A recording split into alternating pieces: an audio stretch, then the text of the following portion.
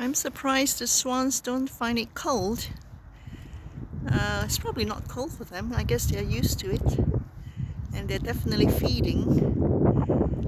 There's one there diving down there, diving into the seaweed, I guess.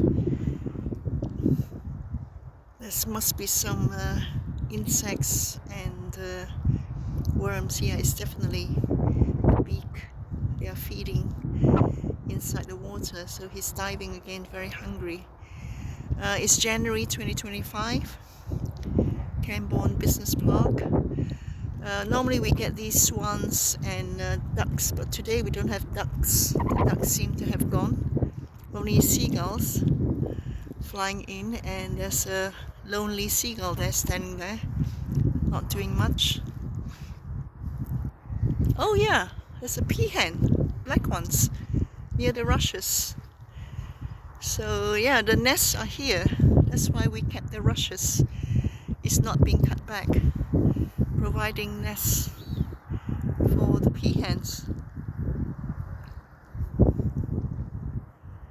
Yeah, so there are some dead nests there, so maybe the ducks are there.